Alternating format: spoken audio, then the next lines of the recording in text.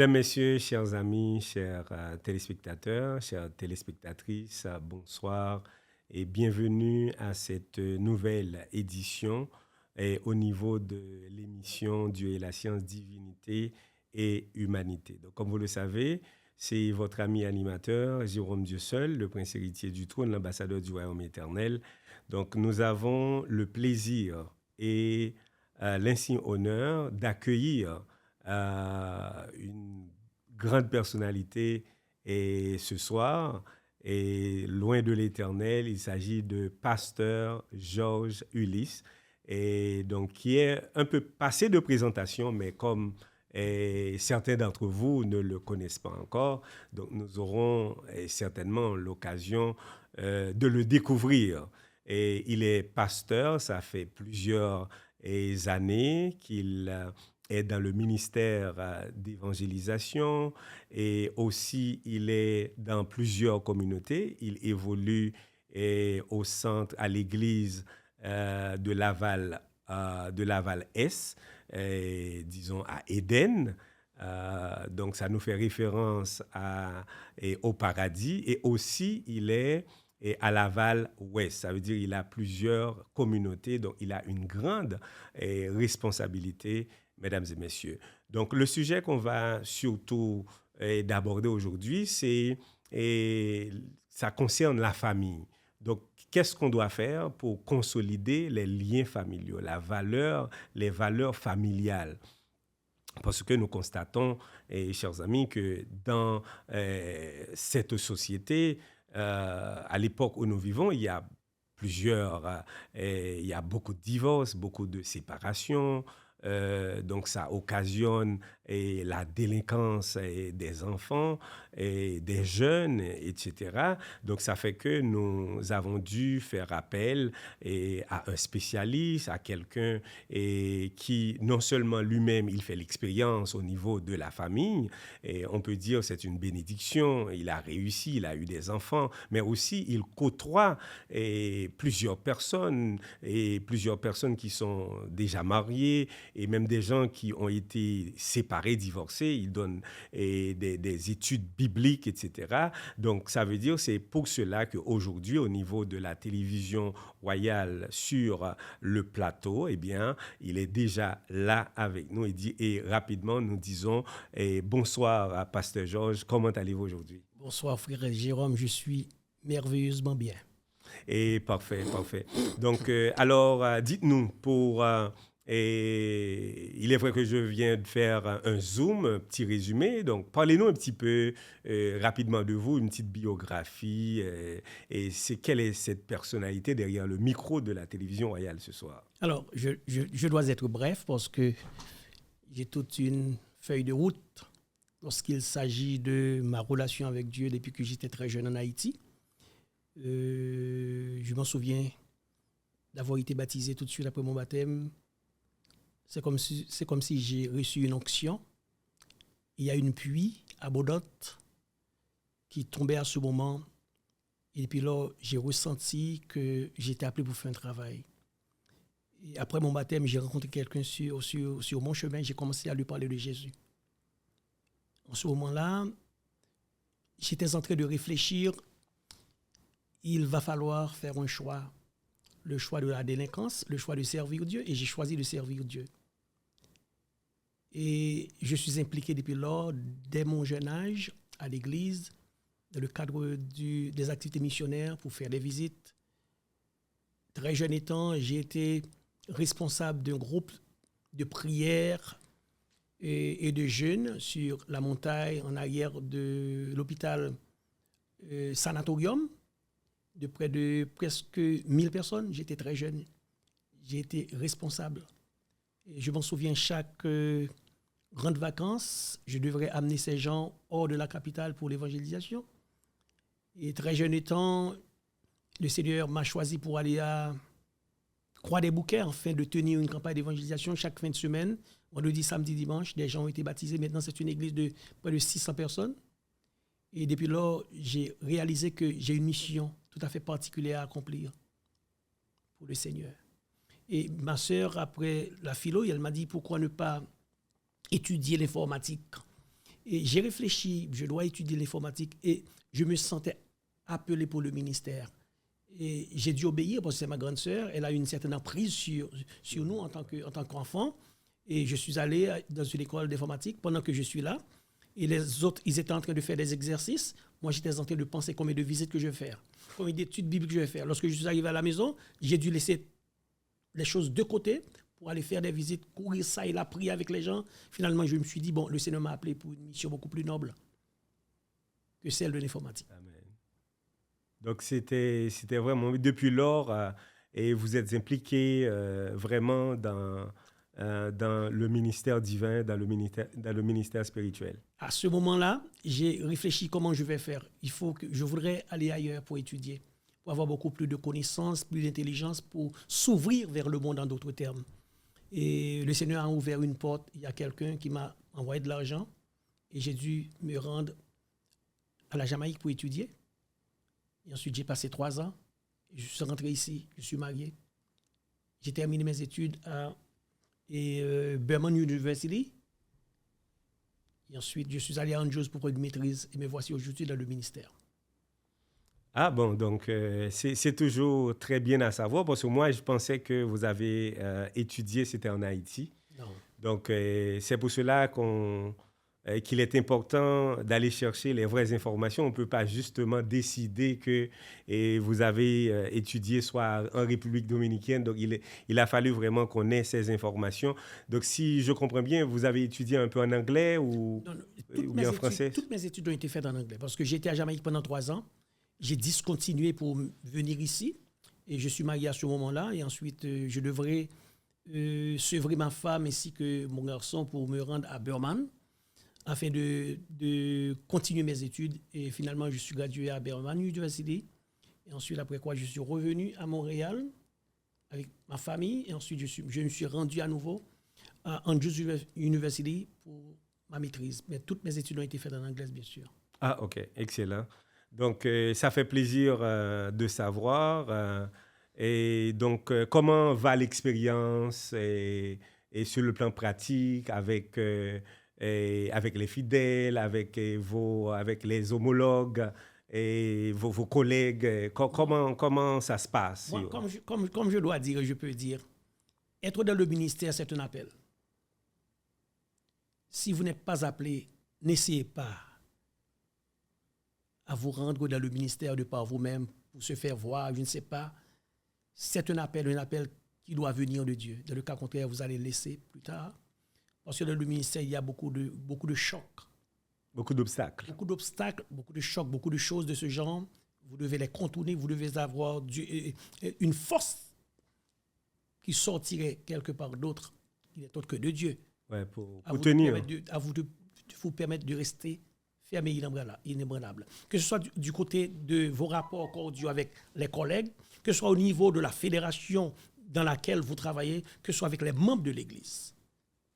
Donc, il y a toujours des embûches. Il y a toujours des embûches, toujours des obstacles à contourner. Et toujours des pierres dressées sur le chemin. Il faut les contourner, il faut les traverser. Mais cela ne peut pas se faire de par soi-même, de par la connaissance de l'intelligence. Cela requiert toujours une force supérieure. Excellent. Donc, vous avez oublié de nous dire, vous avez combien d'enfants? Filles, garçons? J'ai seulement un garçon. Ah, juste un enfant? Juste un enfant, rien. Ah, OK. Donc, lui, c'est un enfant chanceux. Yes. Bon, je ne veux pas dire chanceux, mais je préfère dire c'est un enfant qui est béni. Donc, lui, il vit encore avec vous ou bien Non, lui, non, il est parti? Il est marié. Il est marié, OK. Il est parti, yeah. Donc, c'est bien. Alors, dites-nous, comme je viens de le mentionner à travers le générique, on a parlé des bienfaits d'une famille unie et vous avez effectivement fait cette expérience, vous avez rencontré des gens.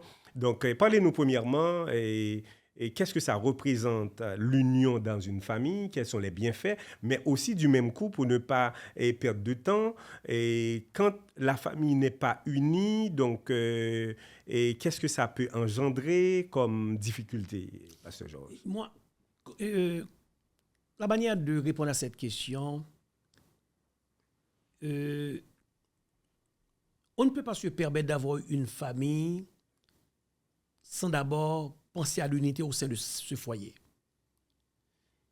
Et avant même d'entrer dans une relation, pour construire une famille, il faut penser d'abord et avant tout à la cohésion entre vous et votre partenaire.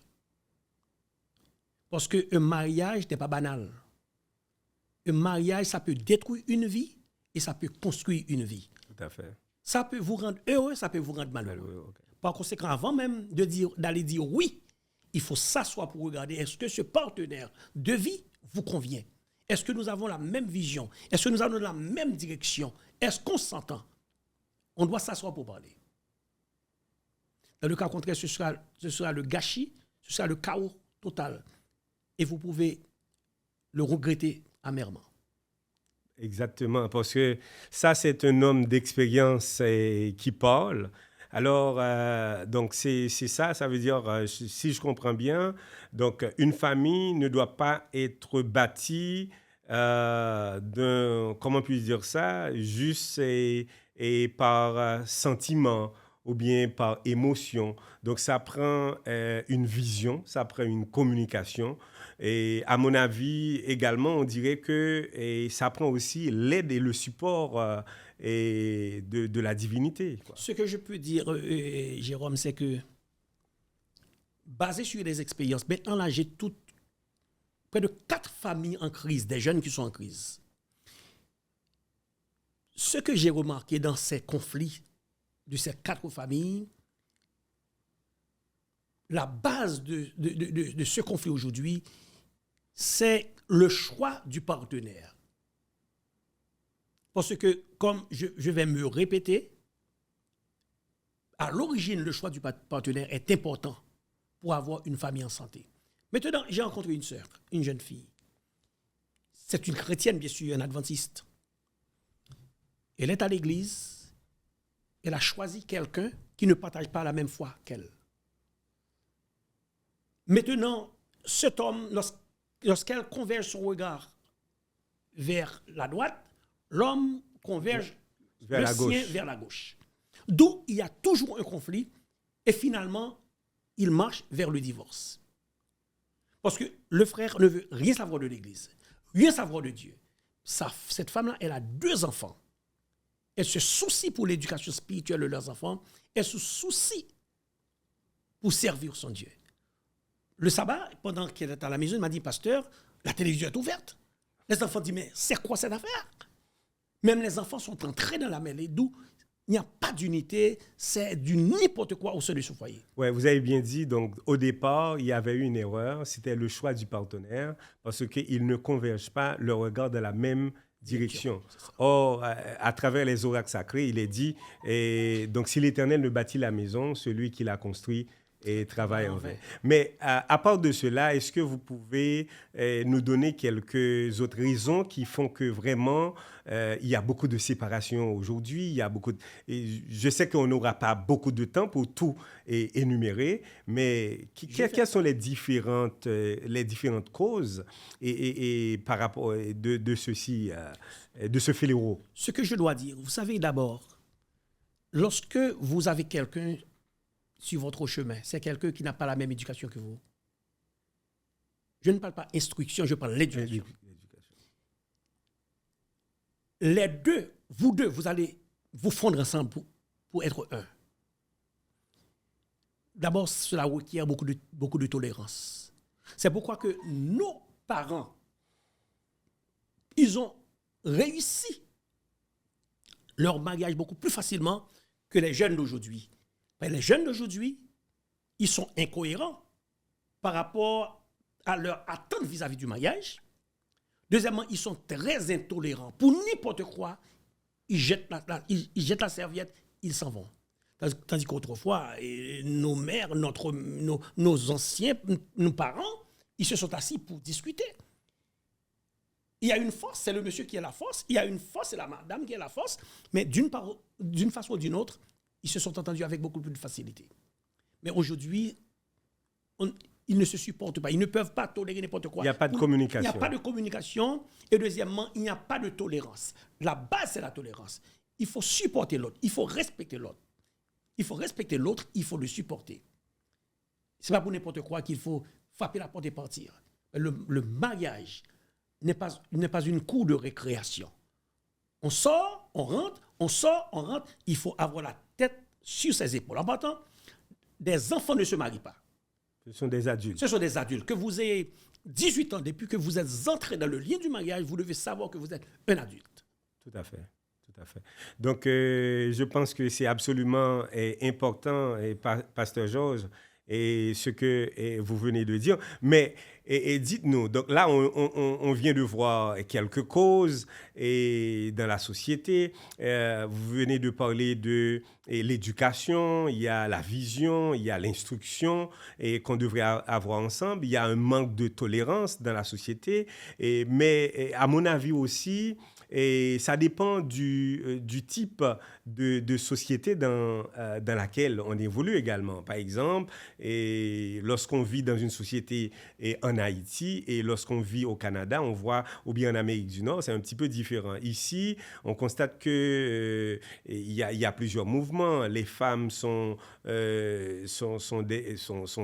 laborieuses et elles travaillent. Il y en a aussi qui ont l'autonomie financière et il y en a d'autres qui arrivent jusque-là. Donc, est-ce que on peut dire tous ces facteurs, parce qu'en Haïti, on peut dire que la femme était un peu dépendante de l'homme, et en général, bien entendu, mais ici, on constate qu'il y a plus d'ouverture. Est-ce que ce ne sont pas aussi des facteurs qui ont fait que, eh bien, aujourd'hui, on peut solder par un échec au niveau de la famille? Il y a 2 semaines de cela, j'avais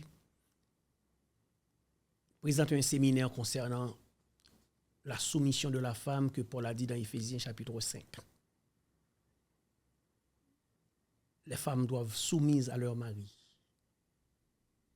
J'ai fait beaucoup de recherches par rapport à cette phrase, par rapport à cette prise de position théologique et biblique. Oui, en principe, elles doivent se soumettre. Absolument. Mais lorsque j'ai essayé de voir que Paul a répété ce qui s'était déjà dit d'une autre manière. Parce que lorsque vous lisez dans Genèse chapitre 3, le verset 19, une chose de ce genre, chapitre 2, lorsque Dieu a dit, chapitre 2, verset 18, Dieu a dit, la femme est une aide à son mari.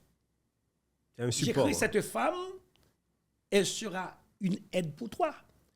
Le mot aide en hébreu, c'est edzer, signifie co-égal, un support, co-égal, un soutien.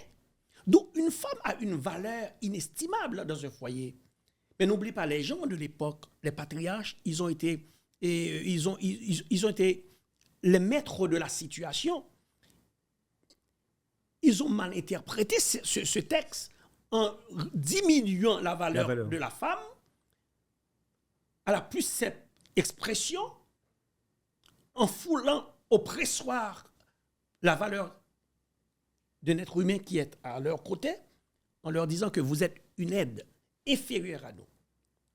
C'est parce que Dieu a dit. C'est un support. Lorsque vous allez pencher, il y a un support qui est en train de vous redresser. Mais même là encore, c'est absolument important. Voilà, c'est un si on n'a pas ce support-là, donc ça veut dire qu'on va tomber. Absolument, c'est un vis-à-vis. Mais les patriarches, les gens de l'époque, à l'époque, ils ont mal interprété ce texte afin de réduire la femme à la plus simple expression. C'est pour ça que nous voyons que ce mouvement aujourd'hui que nous avons, le féminisme, qui a toute sa place, bien sûr, c'est l'épanouissement de la femme. Mais ce système également fait du mal à la société, à l'Église.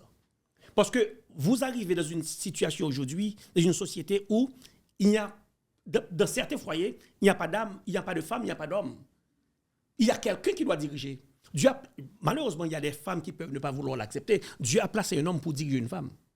Non pas diriger comme chef pour... Comme Tonton Macoute. Tonton Macoute pour la brimader, avec beaucoup de pression. Non, mais diriger pour la protéger, pour l'aimer, pour la sécuriser.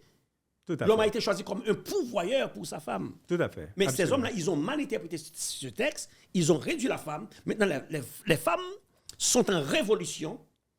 Elles sont en mode de revanche. Exactement, elles se révoltent. Elles se tiennent devant leur mari maintenant. Parfois, vous dites, qui est l'homme du foyer? C'est pourquoi qu'aujourd'hui, c'est rare les mariages qui réussissent. Que ce soit au niveau de l'extérieur, que ce soit à l'intérieur de l'Église, Parce que j'ai rien contre le mouvement de la révolution et de la femme par rapport à leur situation, les situations qu'elles ont vécues dans le passé. Mais c'est un autre extrême. Exactement. Ces femmes-là, elles ont mis en défi l'autorité de leur mari au sein du foyer. Tandis que la solution, à mon avis, lorsque j'ai bien compris la situation, c'est que l'homme et la femme ne devraient pas être en confrontation, mais bien au contraire, ce sont des êtres complémentaires. L'un devrait être en mesure d'aider l'autre pour accomplir vraiment des objectifs extraordinaires. Évidemment, parce que lorsque vous lisez dans Genèse 3, il a dit que et l'homme dominera sur vous. Dieu s'est adressé à Ève en disant que l'homme dominera sur vous. Le terme utilisé dominer, le verbe dominer ici en hébreu, c'est dagar, qui signifie l'homme, il sera là pour vous protéger.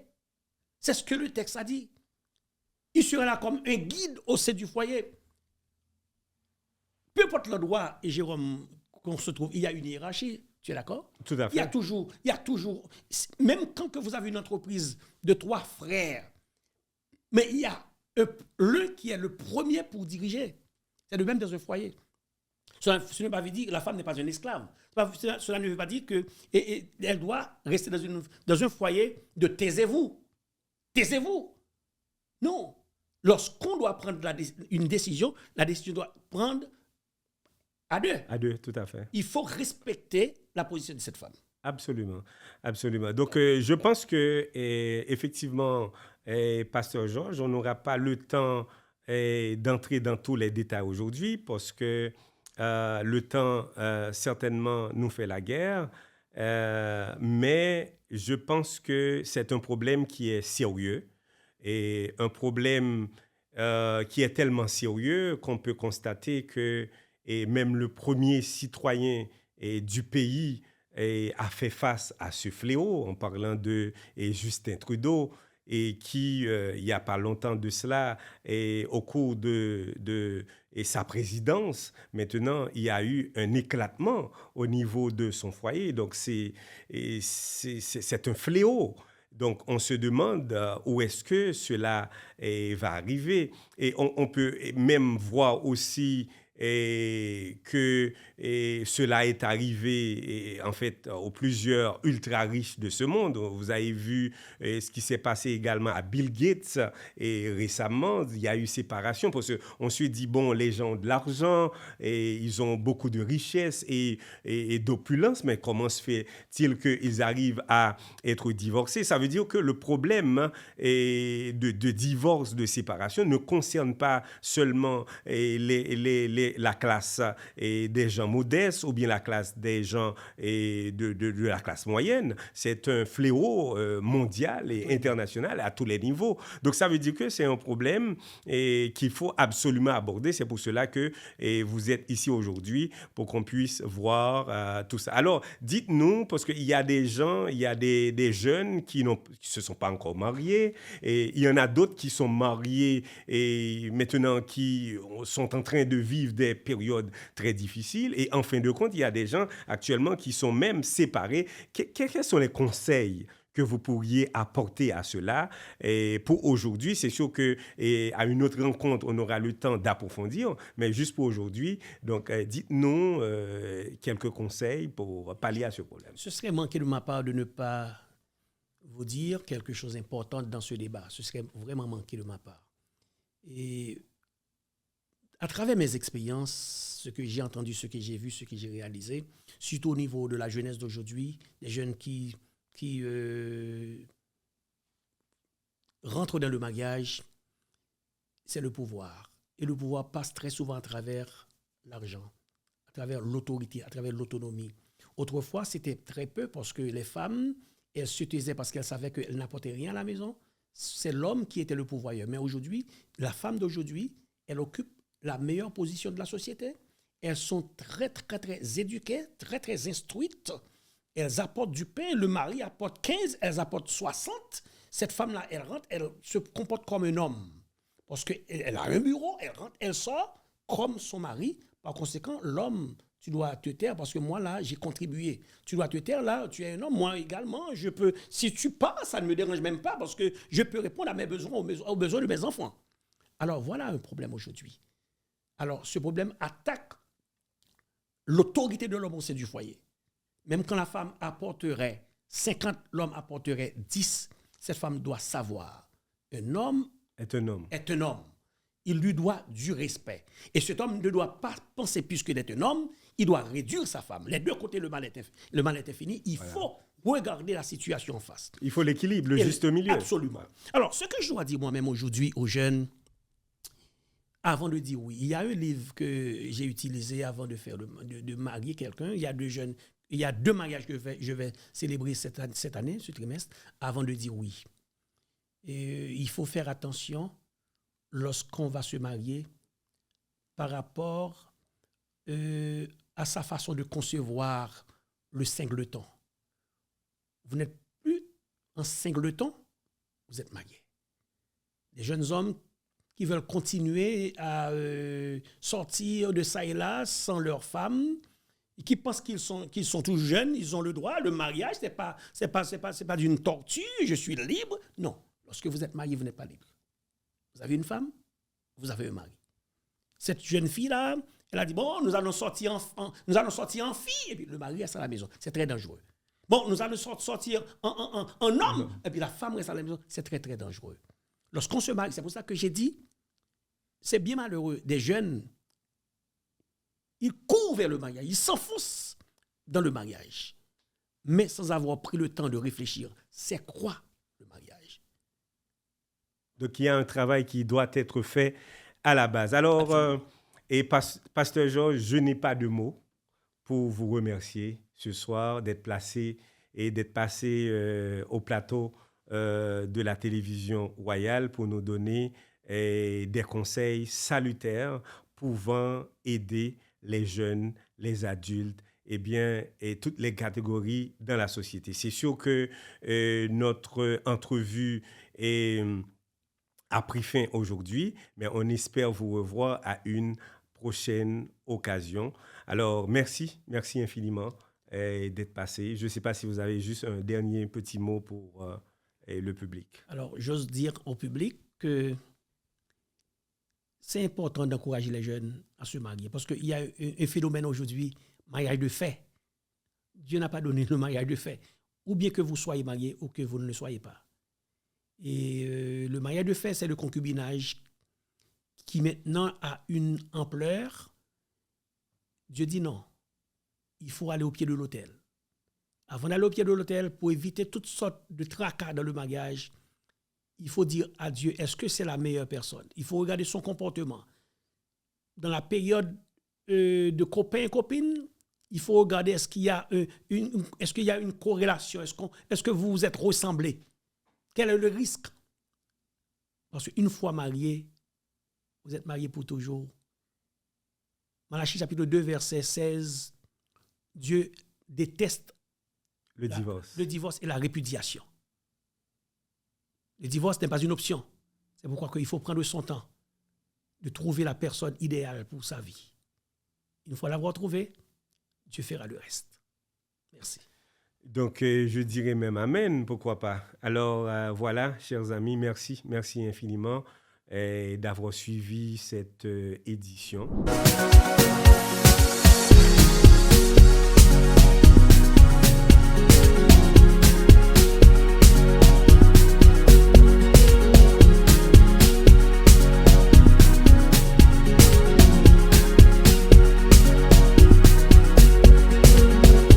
Alors, plusieurs se demandent au niveau de la télévision royale, est-ce qu'on parle seulement de la parole de Dieu qui est esprit et vie? Oui, on en parle. Mais je dois aussi vous dire que parler de la parole de Dieu n'exclut pas qu'on parle également de la richesse et de la création de la richesse. C'est pour cela qu'aujourd'hui, chers amis, nous avons l'insigne honneur d'accueillir au niveau de cette émission notre invité spécial qui est toujours présent avec nous, qu'on apprécie beaucoup. Il s'agit de Jean-Hugues Courtois, qui fait la présentation aujourd'hui de sa rubrique au niveau de l'achat et de la vente des propriétés.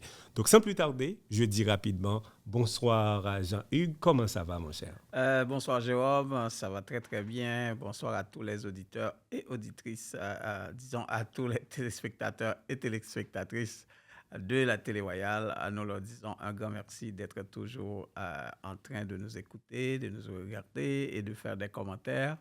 Nous leur disons quand même, nous apprécions beaucoup. Et comme toujours, on fait chaque semaine la rubrique immobilière. Donc, on parle de l'immobilier, on parle de l'achat et vente de maisons. Donc, c'est de ça qu'on va parler aujourd'hui, surtout de la préqualification. Et tout à fait, Jean-Hugues. Et merci. Alors, pour nous situer, parce que vous savez que c'est au fur et à mesure que on en parle, les gens veulent savoir aussi qui est cette personnalité, qui est derrière ce micro. Est-ce que vous pouvez nous faire une brève description de vous, de votre personnalité, de ce que vous faites et depuis combien de temps, etc., juste pour contextualiser notre rencontre aujourd'hui? Voilà, moi c'est Jean-Hugues Courtois. Je suis assez connu dans la communauté parce que ça fait quand même 15 ans que je fais de l'immobilier. Donc, les gens qui veulent acheter des maisons, qui veulent vendre des propriétés.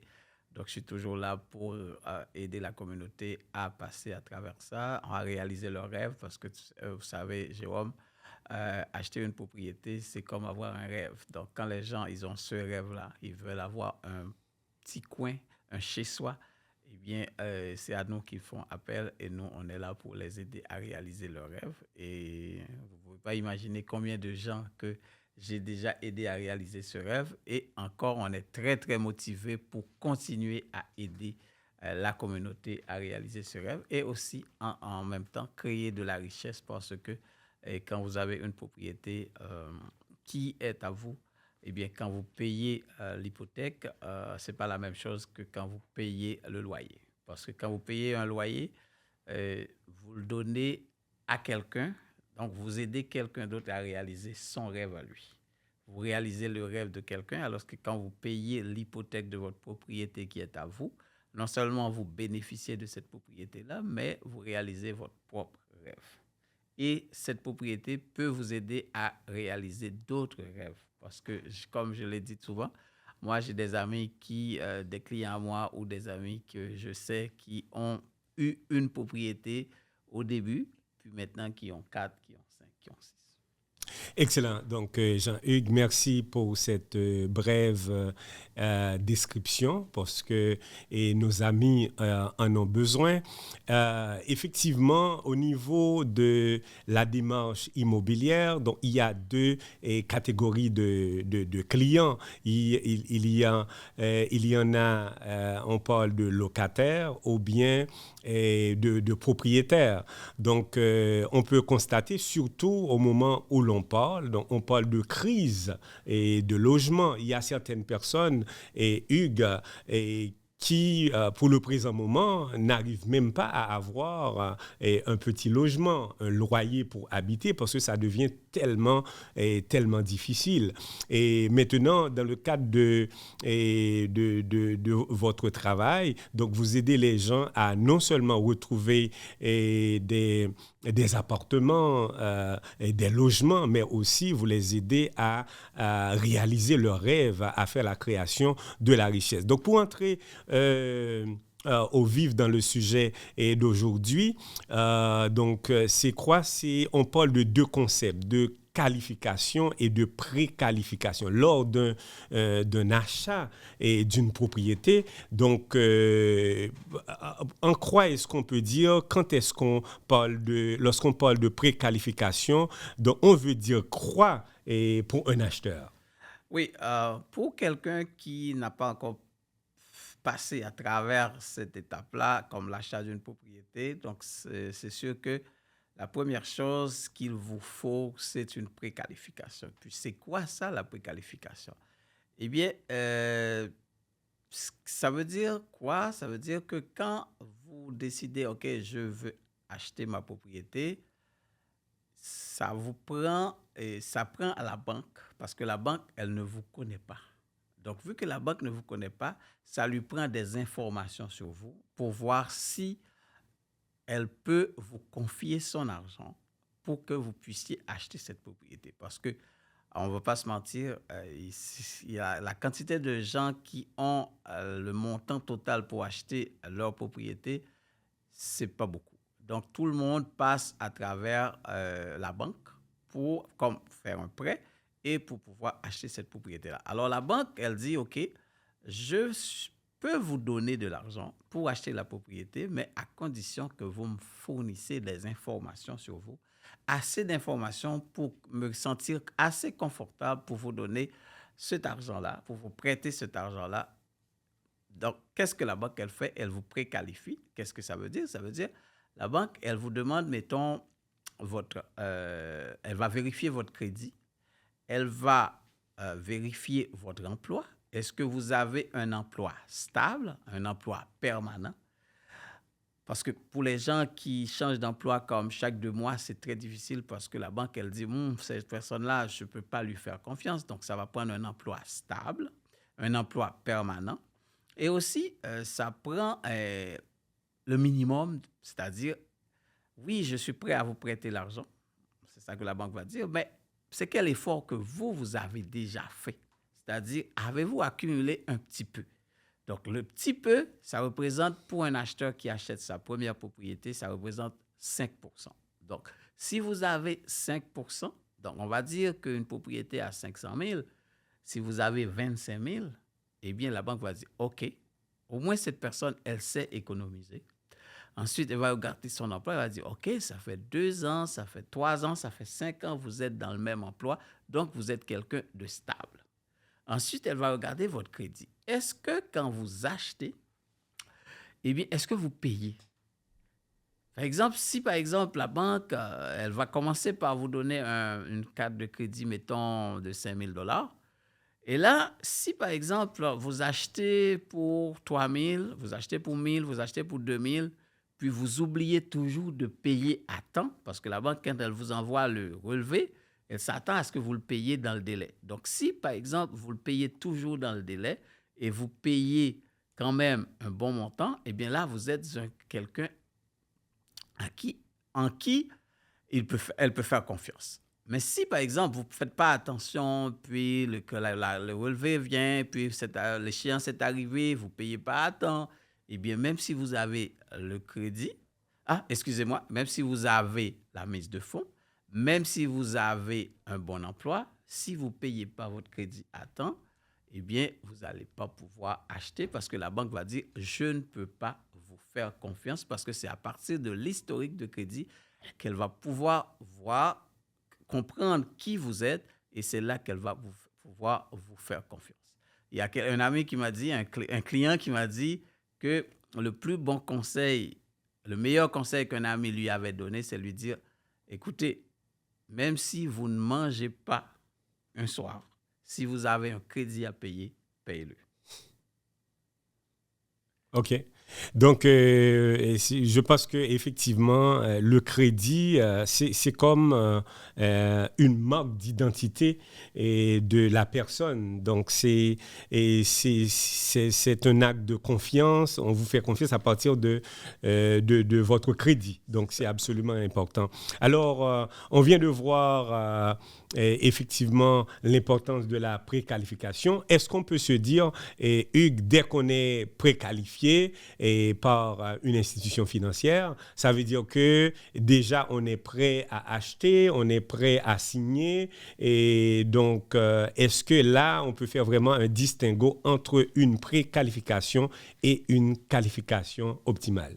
Oui, parce que normalement, une fois que vous ayez la préqualification, vous êtes prêt pour aller sur le marché, pour aller chercher la propriété. Donc, moi, ça me prend ça parce que moi, je suis le courtier. Donc, moi, je travaille avec plusieurs banques, avec presque toutes. Donc, les banques m'envoient la préqualification et moi, je peux dire, OK, on va pouvoir aller commencer à chercher cette propriété parce que sans la préqualification, je ne peux moi non plus savoir pour combien vous êtes qualifié. Parce que souvent, les gens, ils vont dire, moi, je veux acheter une propriété de 500 000. Mais quand la banque va regarder, parce que c'est la banque qui va, à travers ce qu'elle voit dans vos dossiers, elle va dire, voilà combien je peux vous donner. Donc, si par exemple, la banque vous dit c'est 450 000, malheureusement, même si vous voulez une maison de 500 000, vous ne pouvez pas l'acheter. Donc, moi, une fois que j'ai ça, donc je peux commencer à chercher avec la préqualification. Maintenant, une fois qu'on a la préqualification en main, on trouve la propriété. Alors là, il y aura une autre étape. Ce serait plutôt l'approbation. Donc, c'est quoi l'approbation? C'est quoi? C'est-à-dire, la banque, elle va encore faire une deuxième vérification une fois que vous avez trouvé la maison. Une fois que vous avez trouvé la maison, là, la banque va vérifier maintenant, est-ce que cette propriété-là, est-ce que la banque est prête à vous donner cet argent-là qu'elle vous avait promis pour cette propriété-là. Et une fois que ça, c'est réglé, eh bien là, je veux dire, vous n'êtes pas loin d'avoir les clés. OK.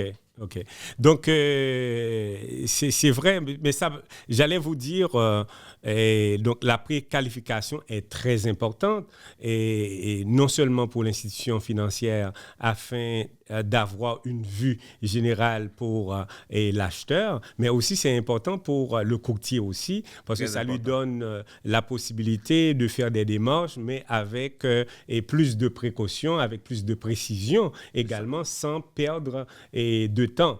Mais aussi, des fois, ça peut arriver, Jean-Hugues, que le client, eh bien, il a non seulement la mise de fonds, le client a aussi un bon revenu, le client est, en fait, a presque tout, on peut dire, pour avoir cette maison, mais à la dernière minute, on voit que le client n'arrive pas vraiment à entrer en possession de cette propriété. Qu'est-ce qui arrive à ce moment-là? Qu'est-ce qui se passe? Ou bien est-ce qu'il y a d'autres obstacles qui pourraient empêcher vraiment que, eh bien, cette vente soit concluante? Oui, ben, ce que je pourrais dire, c'est qu'une préqualification n'est pas une approbation. Donc, ça veut dire que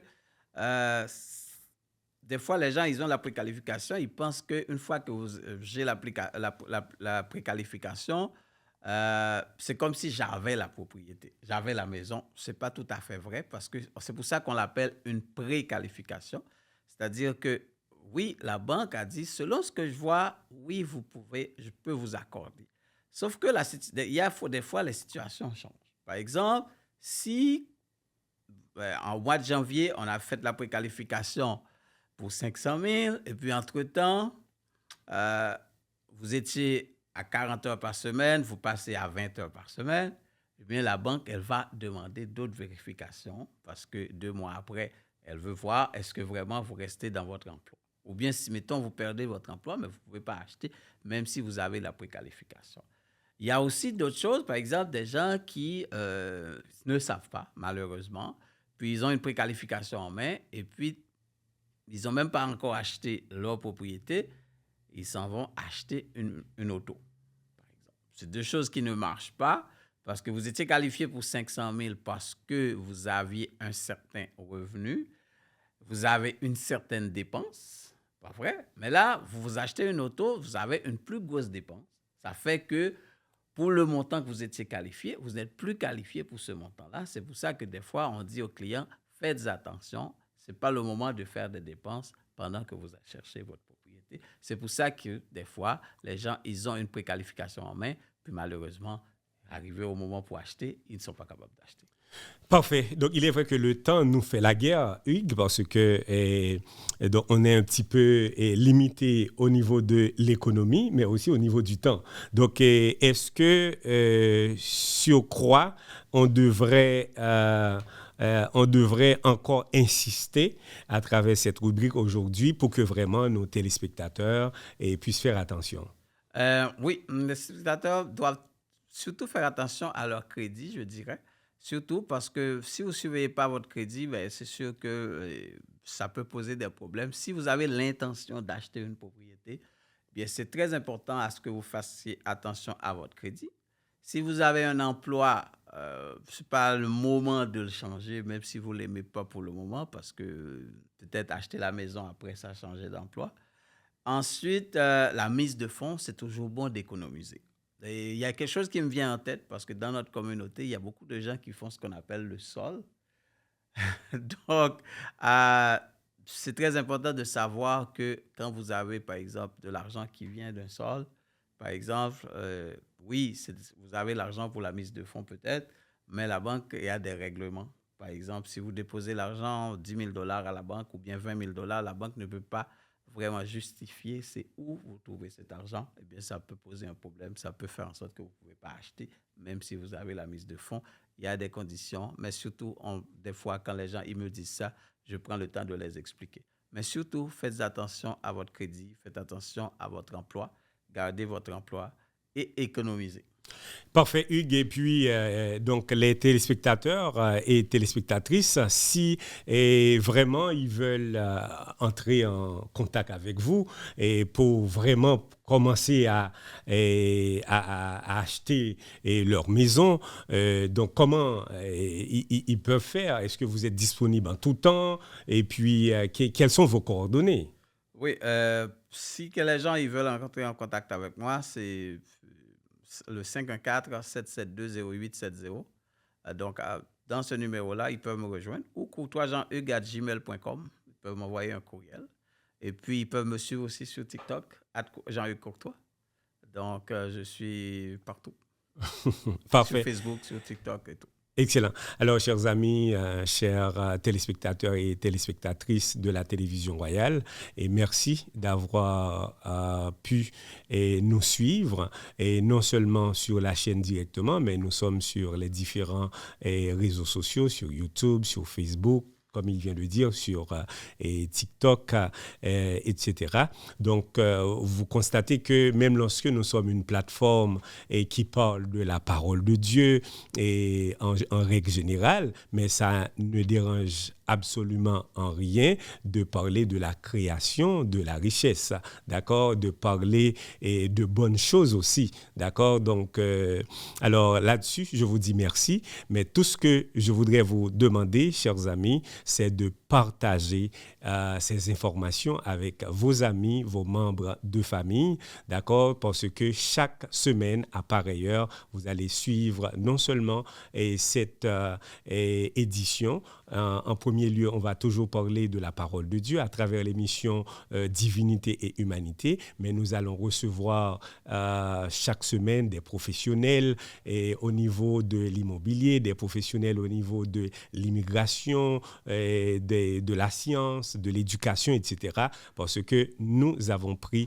vraiment de bonnes décisions pour avancer avec vous. Alors, n'hésitez pas de nous consulter. Moi, personnellement, votre ami, vous le savez, c'est Jérôme Dieu seul, l'ambassadeur du Royaume éternel. Appelez-moi ou bien consultez-moi au 514-358-73-91. Je vous dis merci. Je remercie également les techniciens et les ingénieurs, et JP et JL, pour leur bon travail, et ensuite encourager nos commanditaires que vous pouvez constater, vous pouvez observer sur l'écran de cette chaîne et de cette plateforme de télévision. Merci beaucoup. À la prochaine. Ciao.